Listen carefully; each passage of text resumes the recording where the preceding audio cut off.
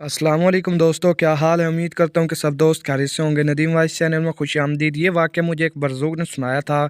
दर हकीकत वो बरदूग मुझे पटक पाटा रावलपिंडी में मिले थे, जो कि मेरे दोस्त के दादा थे। इन्होंने ये कहानी सुनाते हुए कहा, हम 1935 ईस्वी में कलकत्ता शहर में मोहल्ला लोहारा के एक ऐसे मकान में रहते थे जिसकी मलकियत का झगड़ा दो हिंदू भाइयों के दरमियान चल रहा था।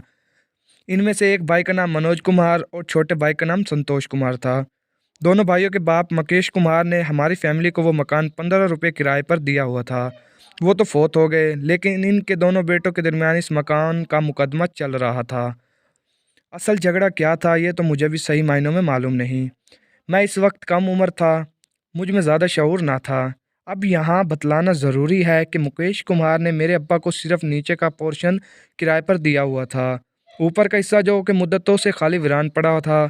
हालांकि अब्बा ने मुकेश कुमार से कहा कि ऊपरी मंजिल भी हमें 2 रुपये बढ़ाकर दे दो, यानी कुल 17 रुपये में, लेकिन वो ना माना। कई दफ़ा अब्बा ने मुकेश कुमार से पूछा कि आखिर क्या वजह है कि आप हमें ऊपरी हिस्से किराए पर नहीं दे रहे।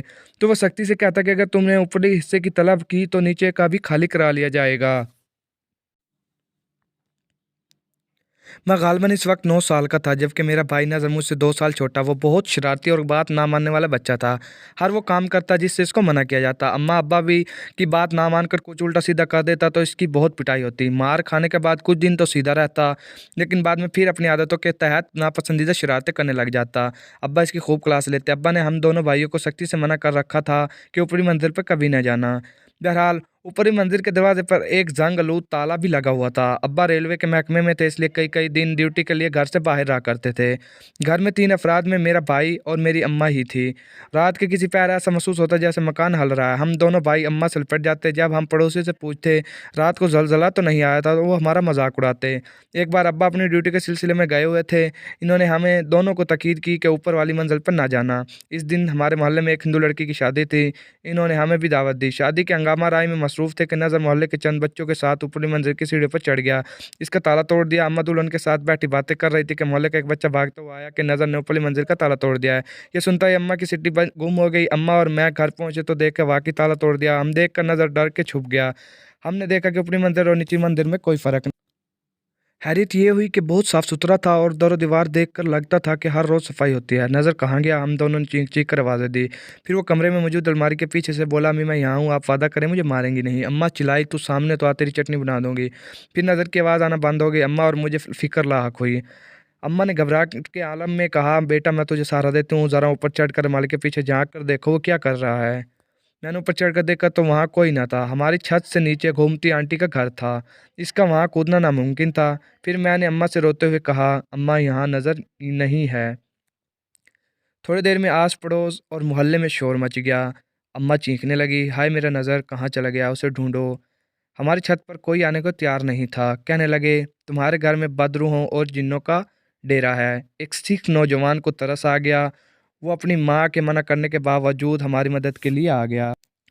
तीनों ने अच्छी तरह नज़र को तलाश किया, लेकिन सब बेकार। नज़र होता तो मिलता। मेरा और अम्मा का रो रो कर बुरा हाल हो गया।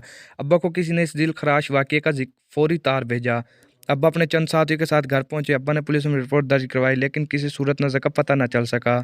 यहाँ तक कि सूंघने वाले कुत्ते भी मंगवाए गए, लेकिन जब फौजी कुत्तों को बुलाई मंजिल पर ले गए तो वो मचल गए। इस तरह से हम गए जैसे कोई डरावनी चीज़ देख ली हो। वो वक्त हमारे ख़ानदान पर बहुत भारी और तकलीफ़ वाला अमल था। एक तरफ नज़र गुम हो गया, दूसरे जितने मुँह इतनी बातें। किसी ने कहा सारा कुछ सुरमा का है। दोनों हिंदू भाइयों ने अब्बा को बहुत ज़लील किया और कहा कि हमारा मकान खाली कर दो। अब्बा गुस्से के बहुत तेज़ थे। इन्होंने गमज़दा माँ को बहुत डाँटा और मेरी भी खूब क्लास ली। कुछ लोगों ने अब्बा को ये कहकर शांत कर दिया कि वो दूध पीता बच्चा थोड़ी था कि माँ हर वक्त गोद में बिठा कर रखती। नज़र के साथ जाने वाले बच्चों को बुलाया, पूछा गया कि नज़र की हरकत क्या थी, तो इन्होंने बताया कि वो कहता था कि ऊपरी मंज़िल को ज़रूर देखेगा, जिसे खोलने से अम्मा अब्बा ने मना किया। वो कमरा बरसों से बंद था, लेकिन तमाम कमरे अच्छी तरह साफ़ और धुले हुए थे, जैसे कोई बाकायदा रहता हो।